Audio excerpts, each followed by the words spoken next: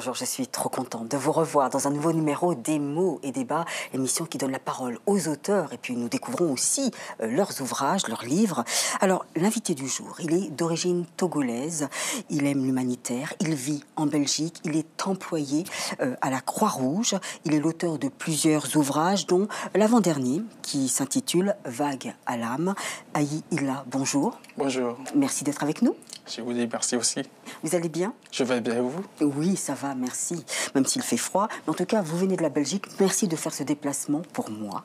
Alors, vous êtes nouvelliste, poète, deux recueils de poésie, Chants et Visions en 2012, et puis Les Lyres de septembre en 2008. Et quand je parle de nouvelliste, vous avez aussi un recueil de nouvelles écrit en 2012, c'est Mirage, quand les lueurs s'estompent.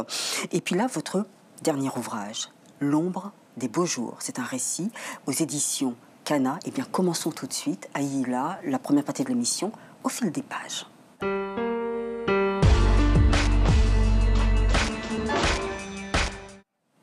Ayi Illa, L'ombre des beaux jours, n'aurait jamais vu le jour sans cette amie qui s'appelle Sybille Tchedré. Sybille Tchedré, oui. Qu'est-ce qu'elle vous a raconté? Comment vous a-t-elle inspiré justement cette histoire? Vous savez, c'est Flaubert qui disait qu'on ne choisit pas ses sujets, on les subit. Donc ce livre, je ne l'ai pas choisi, ce thème, je ne l'ai pas choisi. Je peux dire qu'on me l'a imposé. Oh non, quand je dis qu'on me l'a imposé, j'exagère. Mais voilà, comme je l'ai dit à la page 7 ou 8, je ne sais plus du livre, j'étais avec mon amie, Sybille, qui est une amie d'enfance, une amie de longue date. Et puis on parlait de tout et de rien, puis je ne sais pas. Elle me dit, écoute, Aïe, je vais te raconter une histoire, comme ça, tout de go. Et puis elle ajoute, peut-être qu'elle va t'inspirer. Je dis, OK. Et puis j'ai ouvert grand mes oreilles. Elle m'a raconté l'histoire. Je dis, mais tiens, ça m'a saisi. J'étais subjugué. Je dis, écoute, ceci, je vais le mettre sous forme de livre. Je vais faire un ouvrage avec. Et je suis parti comme ça. Et L'homme des beaux jours est né. Et L'ombre des beaux jours, ça se passe au Togo. Elle est d'origine togolaise aussi, votre amie? Elle est d'origine togolaise, oui. Donc ça se passe au Togo, à Pagala. Donc c'est un garçon, Esso, qui a 25 ans et qui revient sur les traces, en fin de compte, de son enfance, enfin le village dans lequel il a passé beaucoup de vacances. Et ça se trouve à Pagala. Et là, donc il y a des images qui reviennent, des souvenirs qui remontent. Et il se souvient de Martien. Le petit Martien, qui est en fin de compte un berger qui garde les chèvres. Martien, qui est son cousin.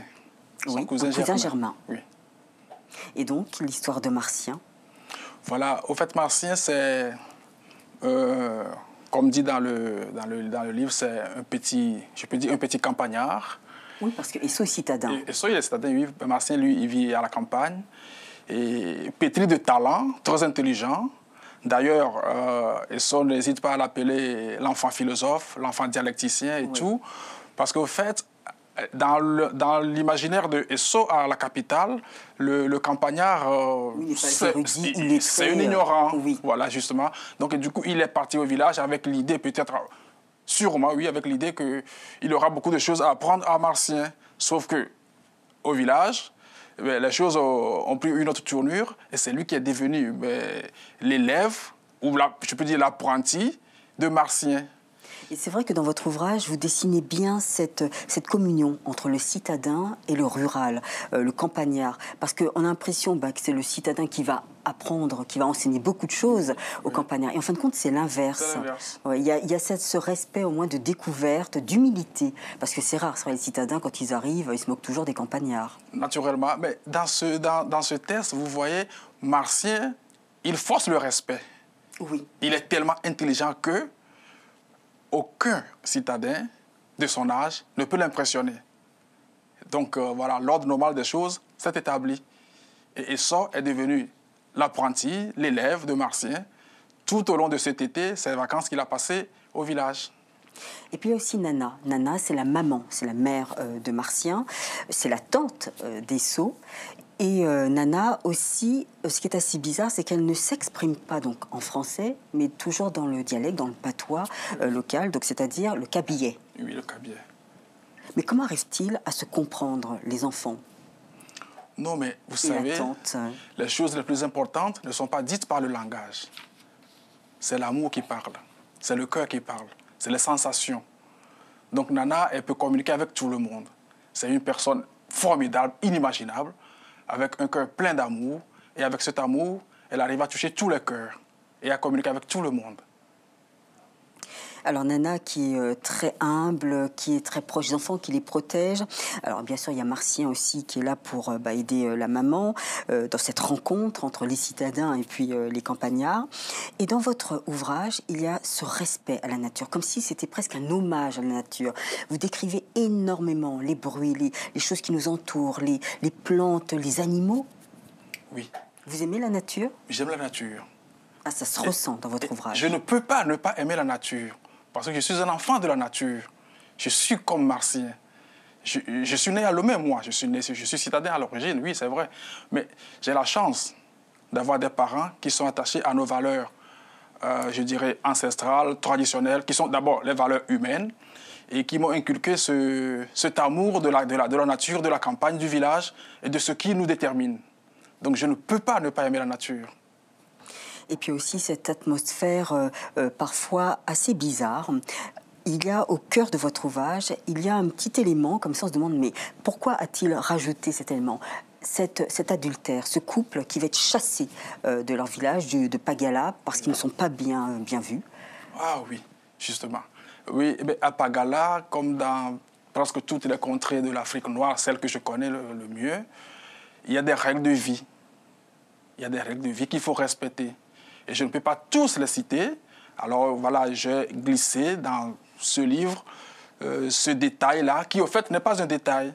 C'est pour dire que dans nos communautés, nous avons des règles qu'il faut respecter.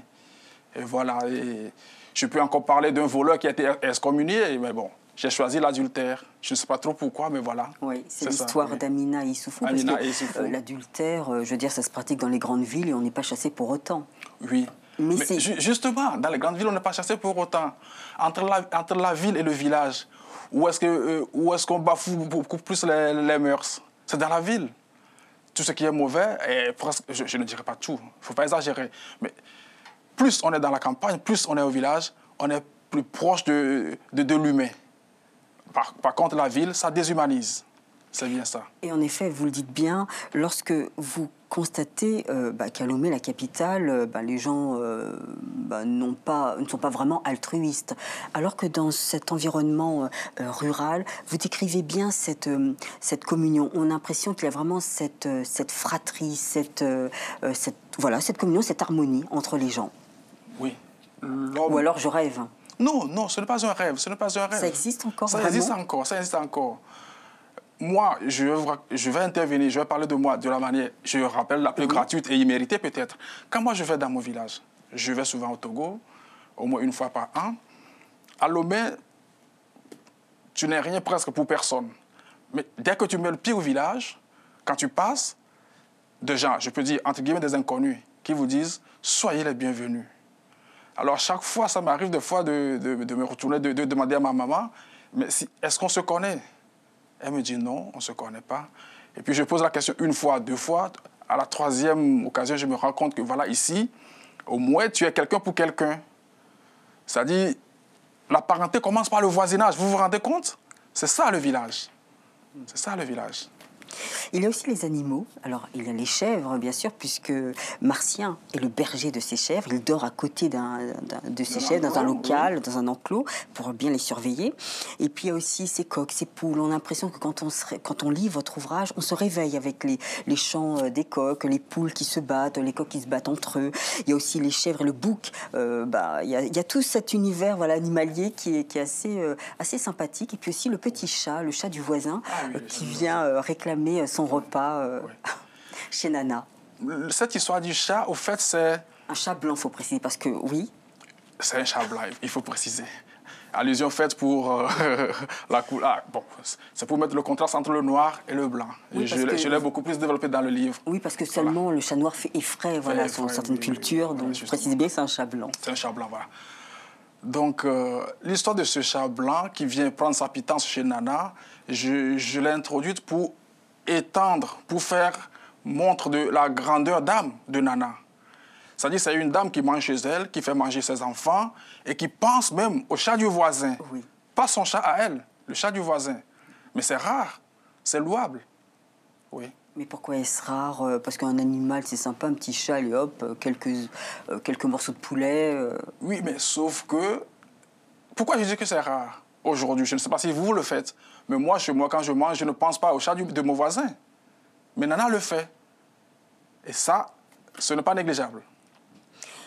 Il y a aussi cette façon d'amener aussi cette tradition, ce respect de la tradition, surtout la tradition médicinale. Par exemple, un moment, Esso va boire, dans votre ouvrage, il va boire un breuvage de tchouk. Oui. Donc il va être malade puisque c'est de l'alcool. Et il y a ce médecin qui va arriver, ce médecin voilà, alpha, traditionnaliste.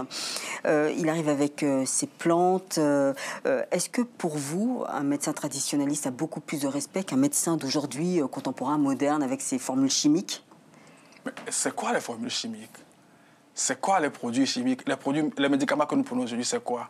C'est fait à base des molécules qu'on a trouvées dans des plantes. Donc, je pense, oui, pour ma part, qu'un médecin traditionnel, je lui dois le même respect que je dois à un médecin en blouse blanche que je peux rencontrer dans un hôpital. Oui. Oui. Il y a Nassira, la sœur d'Esso, qui met du temps à s'adapter. Elle, c'est vraiment la citadine, ou c'est parce qu'il y a la barrière du langage, elle ne peut pas bien parler avec sa tante. C'est pas facile, c'est vrai. C'est pas facile parce que... et c'est normal, c'est normal. Je n'aime pas trop parler de moi, mais il est vrai que quand vous ramenez deux enfants de Lomé ou d'une capitale donnée dans un milieu rural, l'effet que le village fait sur l'un n'est pas forcément celui que l'autre ressent. Donc, moi, je l'ai connu quand on allait au village. Tout de suite, moi, je marchais. Mais à côté, il y en a qui étaient réticents. Et je ne suis pas là pour parler de mes frères et sœurs, mais voilà, ça existe. Oui, ça existe. Et puis, dans l'histoire, ce qui est assez drôle, là, c'est le regard du citadin, donc, sur le campagnard. Mais là, c'est le campagnard sur le citadin. Et c'est marrant parce qu'on a l'impression que le campagnard, c'est quelqu'un qui peut supporter les poids, les fardeaux, alors que le citadin est décrit comme quelqu'un de fragile. Et pourquoi je narre ça? Parce que tout simplement, c'est l'histoire de la chaussure qu'Esso va perdre lorsqu'il va traverser une rivière. Et donc, l'eau, à un moment, va sortir de son lit. Il ne va plus voir les pierres sur lesquelles il s'amusait à sauter de pierre en pierre. Et donc, le Martien parce qu'il va perdre un côté de chaussure, et Martien, comprenant qu'une paire de chaussures, c'est important pour un citadin, va prendre la pointure avec un morceau de carton pour qu'il ait des chaussures, pour bien mettre à l'aise son ami Esso. Oui. Je rappelle au passage que cette histoire, elle est vraie. Elle est terriblement vraie. C'est l'une des choses d'ailleurs qui ont marqué mon amie quand elle me racontait l'histoire. C'est vrai qu'entre-temps, un jour, Martien qui décide de leur faire connaître le village, les a amenés dans une rivière. Tout est vrai. Au début, elle dit, la rivière, elle était insignifiante. Et puis à un moment donné, on ne sait pas ce qui s'est passé. Et c'est devenu, voilà, un Niagara. Alors, paniquée, elle a perdu, en voulant regagner la rive, elle a perdu une chaussure, voilà. Et Martien était tellement triste que, jusqu'ici d'ailleurs, elle n'en revient pas quand elle raconte cette histoire.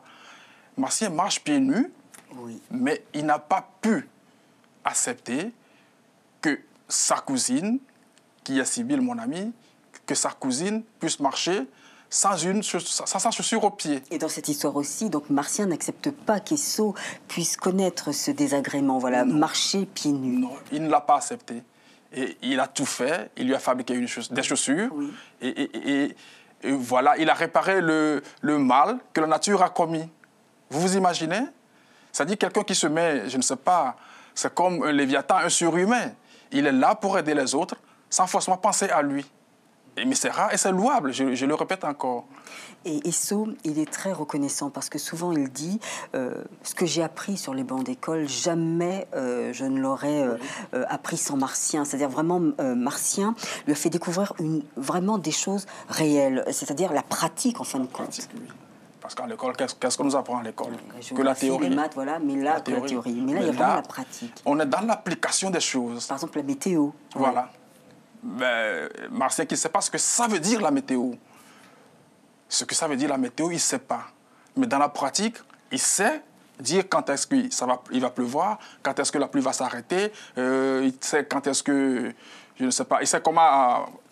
les champignons aussi. Voilà, justement, comment éteindre le feu en allumant des contre-feux. Oui. Non. C'est sidérant. C'est sidérant. Un citadin n'apprend pas ça à l'école. Non, pas du tout. Voilà. Et il découvre aussi les pièges, comment Martien... Comment attraper les animaux. Exactement, attraper les animaux, construire les pièges pour essayer d'attraper des Et ça, bêtes. Martien, il a appris de sa mère. Il a appris de sa mère, qui est effectivement agricultrice, mais bon, qui de temps en temps pose de petits pièges pour pouvoir arrêter du gibier et pour la maison. Oui. Alors vous, en tant que citoyen, puisque vous êtes né à Lomé et de temps en temps vous y retournez, vraiment c'est quelque chose qu'on décrit. Est-ce que c'est seulement des souvenirs d'enfance et en fin de compte la campagne a vraiment changé, ce n'est plus comme ça, les gens n'ont plus le temps de s'occuper de l'autre, du voisin, du chat, de l'animal de son voisin, ou alors c'est parce que, oui, voilà, vous êtes resté sur une sorte de rêverie? Non, ce n'est pas une rêverie, c'est des choses vécues. Au fait, d'une part, je suis parti de l'histoire racontée par mon ami, mais sans mentir, j'ai mis du mien. Ce que j'ai vécu dans mon milieu, c'est-à-dire dans mon village, j'ai mis du mien. Et ça, c'est vrai, tout ça existe.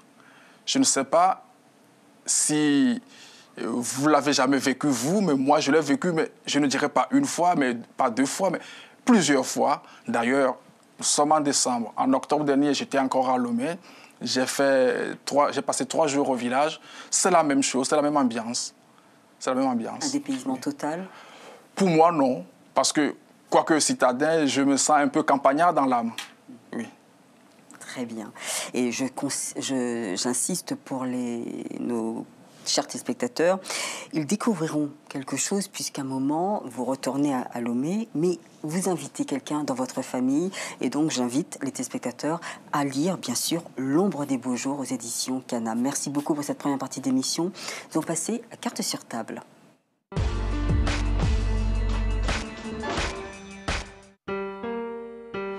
Alors, carte sur table, ce sont des questions que je vais vous poser. La première, c'est Faure Gnassingbé, le président du Togo. Alors, qu'est-ce que vous reprochez au président togolais ou alors qu'est-ce que vous appréciez justement dans sa manière de gouverner le pays? Ce que j'apprécie, rien. Ah bon? Rien. Pourquoi? Parce que je n'apprécie rien de lui. Il y a toujours quelque chose de positif à prendre chez quelqu'un. Il y a toujours quelque chose de positif à prendre chez quelqu'un. Oui, c'est vrai, il va falloir que je réfléchisse là-dessus. Une prochaine fois, je vous dirai si j'apprécie quelque chose de lui. D'accord. En tout cas, c'est clair, c'est net. Alors, nous allons passer à la deuxième question. C'est une citation du philosophe Gaston-Paul Effa, camerounais, il me semble. « Nous ne cessons d'être les juges implacables de ceux que nous ne connaissons pas. Un mot, un regard, la qualité d'un son ou seulement d'un silence sont pour nous des pièces à conviction dans le procès que nous allons leur intenter. » Qu'est-ce que vous comprenez dedans? Sinon, vous pouvez lire aussi pour... voilà. Nous ne cessons d'être les juges implacables de ceux que nous connaissons. Qu'est-ce que cela vous inspire? Le jugement? Oui, mais ça m'inspire... je ne sais pas, c'est La Fontaine qui dit que nous faisons de nos défauts la poche de derrière et de ceux des autres la poche de devant, je pense. C'est ce que ça m'inspire. Et plus encore? Plus encore? On accuse sans forcément avoir raison. Ça vous est déjà arrivé? Non, je ne pense pas, parce que je pense que j'ai toujours raison, moi. J'exagère un peu, mais je pense aussi que oui, je juge très rarement, mais quand je juge, je pense que j'ai toujours raison. Oui. Du moins, mes raisons de juger, je pense qu'elles sont fondées. Voilà, elles sont fondées. Oui. On va faire un petit portrait de vous. C'est quelques questions pour mieux vous connaître. Vous êtes prêt, Ayila? Oui, je suis prêt. Que faites-vous au sein de la Croix-Rouge? Je suis un employé, je travaille au département ADA, c'est-à-dire le département de l'accueil des demandeurs d'asile à la Croix-Rouge. C'est très difficile à supporter, j'imagine, au quotidien, de voir la détresse des gens. Oui, c'est difficile au quotidien. Très difficile. Il y a quelque chose qui vous revient en mémoire de quelqu'un qui demandait l'asile, je ne sais pas, un étranger particulier Oui, il y a beaucoup de choses qui me reviennent en tête, mais je n'aimerais pas me pencher là-dessus. D'accord, Oui. je comprends. Oui. Que ferez-vous le 24 décembre prochain? Le 24 décembre prochain, peut-être que je vais m'enfermer dans ma bibliothèque, que je lirai un livre, je ne sais pas. C'est possible. Parce que mes seuls vrais compagnons, c'est soit la solitude ou bien soit mes livres. Vous avez besoin de la solitude, bien sûr pour écrire, mais pas pour... Et aussi pour lire. Ah, donc socialement, vous êtes plutôt quelqu'un sauvage. Je ne dirais pas sauvage, non, ça fera du mal à mes amis qui m'aiment bien, mais bon. Oui, je le dis comme ça, mes seuls vrais amis, mes seuls vrais compagnons, c'est les livres et la solitude. Et la solitude. Oui. Quelle est votre couleur préférée? Ma couleur préférée, c'est le rouge, mais ne le dites pas à ma mère. Pourquoi? Mais de toute façon, on va le découvrir lors de l'émission. Elle n'aime pas le rouge. Et mon père aussi, d'ailleurs. Tous les deux n'aiment pas le rouge parce que peut-être ils sont un peu superstitieux. Le rouge veut dire... Dans notre milieu, à nous, moi, oui. je suis Mina du sud du Togo. Oui. Le rouge, ça symbolise le danger, l'accident, ceci, cela. Sauf que moi, je suis né, je ne sais pas pourquoi, mais j'ai toujours aimé le rouge. Oui. Donc voilà, ils m'ont tellement dit de ne pas porter le rouge qu'aujourd'hui, j'ai choisi l'arc-en-ciel. Oui. Ouais. Au moins, il y a toutes les couleurs. Il y a toutes les couleurs, oui. Quel est l'acteur que vous appréciez le plus? Que ce soit américain, français, peu importe, que ce soit du africain, peu importe, l'acteur. Quand vous parlez d'acteur, vous parlez de cinéma. De cinéma, oui. Justement, le cinéma et moi, ça fait deux. Ah, vous n'y allez pas? Non, je n'y vais presque pas. Et pourtant, parfois, cela permet d'avoir une sorte d'imagination, de...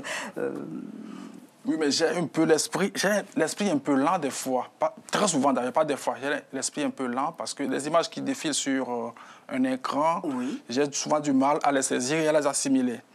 Par contre, un livre que j'ai en main, que je lis, je prends la pause, je peux lire un passage, un chapitre, 3, 4 fois s'il le faut, et je l'intègre. D'accord. Donc le cinéma et moi, ça fait presque deux. Mais je suppose que quand vous lisez, vous créez ces images. Ah mais oui, je me les crée à mon rythme.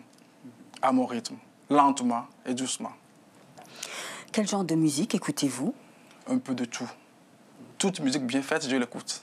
Ça veut dire quoi, toute musique bien faite? Plus alors musique classique Oui, la musique classique, la musique traditionnelle de chez moi. Oui.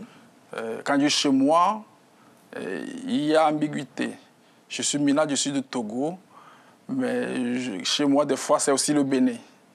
Parce que le Togo et le Bénin, comme vous savez, c'est deux pays ici à moi. Oui. Oui. Donc voilà, j'écoute un peu de tout. Très bien. Alors, dernière question. Allez.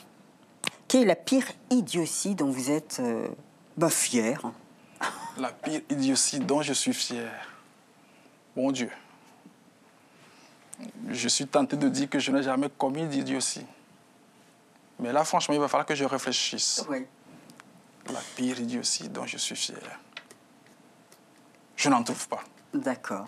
Je n'en trouve pas. Très bien. Eh bien, merci beaucoup, Aïe Ila, d'avoir répondu à nos questions. On va passer à la dernière partie de l'émission, le coup de cœur.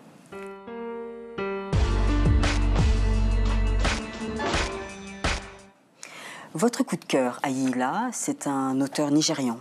Un auteur nigérien, oui. Chinua Achebe. Et le titre de livre choisi, votre coup de cœur, c'est? Le monde s'effondre. Pour quelle raison? Pour plusieurs raisons. Vous savez, ce livre, je l'ai lu, je pense, j'avais 22 ans quand je l'ai lu. Et je l'ai relu à 30 ans. Et puis je l'ai relu à 38 ans. Ça m'arrive des fois de lire le même livre 3 fois, oui. Enfin plusieurs fois. Parce que on nous a simplement dit que c'est un roman. On a oublié de nous dire que c'est un témoignage. Mais un témoignage très fort. Il est fort, mais terriblement fort. On n'a pas dit que c'est une déposition. Et quand vous intégrez tous ces éléments-là et que vous reprenez ce livre, alors, vous savez, on ne lit jamais le même livre.